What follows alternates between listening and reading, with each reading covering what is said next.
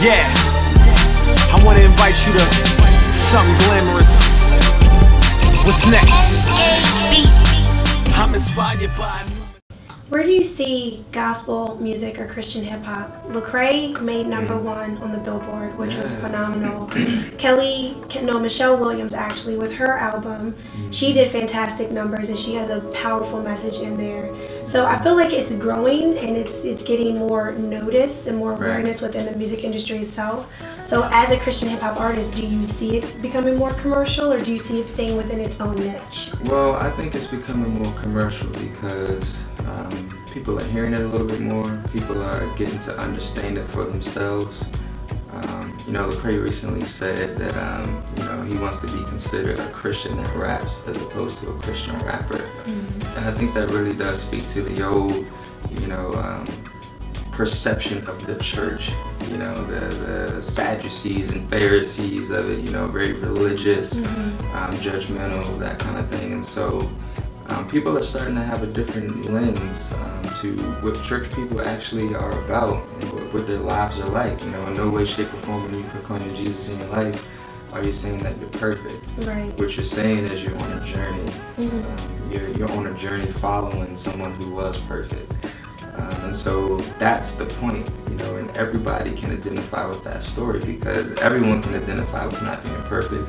Everyone can identify with being on a journey. They can identify with struggles.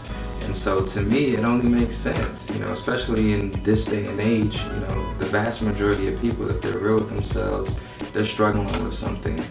And so gospel music really is inspirational and helps you to overcome those things and points you to, you know, the words of Christ and Jesus and a personal relationship that can really help you to overcome. And so I think the vast majority of people, they're opening their eyes to that and they're seeing that it's not the old perception of the church and gospel music being, you know, like a lot of hymnals. Yeah, hymnals. It's different. And it's changing. It's different. It's just, you know, and so when I hear gospel music and Lecrae and other gospel artists, you know, I'm listening for someone who's humble. I'm listening for someone who, you know, recognizes that they're on a journey and that they're striving to be closer in their walk with God. And again, I think the vast majority of people in this world can truly relate to that. It's just sometimes, again, not fully being in the church or, you know, thinking about stereotypes about people in the church.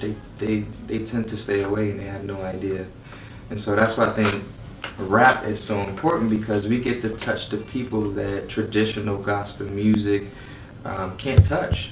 You know, you may have an 18, 17, 18, 19, 20-year-old young adult who is not going to listen to church hymnals, not going to listen to traditional gospel, it's not going to turn to, you know, the gospel station per se.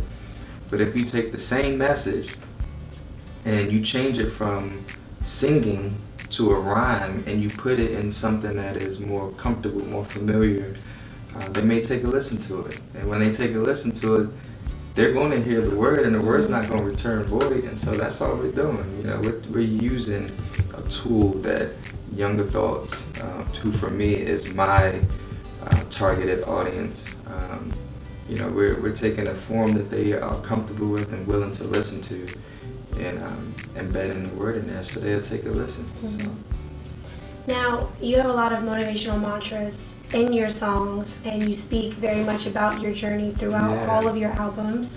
So I want you to actually talk about one in particular. So off I Wonder, your Grain of Wheat album, you said, when you learn who you are not, you will see who you are. So what exactly does that mean? Well, in learning who you're not, you see who you are. And that was straight from my life. I had to realize who I wasn't before I began to realize who I truly was. You know, again, growing up early on, I wasn't necessarily in the church, you know, and so the mind is like a garden. You know, what you allow into your mind will plant seeds and blossom. And if you're not careful, you know, you can be allowing the wrong things into your mind, and before you know it, you're living them out. And there's consequences that come with those things. And so early on, you know, I had to see who I wasn't. I had to see that, wait a minute, this isn't the life that I really want. You know, I want something different. And what really truly opened my eyes to the fact that I wanted something different was when I started my personal relationship with God. That began to lead me into a different path. And so, again, seeing who I wasn't, seeing the life that I didn't want to live, seeing the consequences of those things, it led me into a process of going inward to discover who I truly was.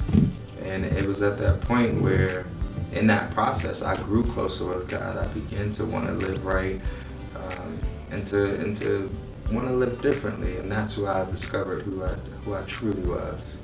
Square, yeah, you love me though. Oh yeah, I think you love me though. Oh yeah, yeah, know how we do it, know who keep it the truest. Gotta love all media and music. Square, yeah, you love me though. Like that? You'll find your chill.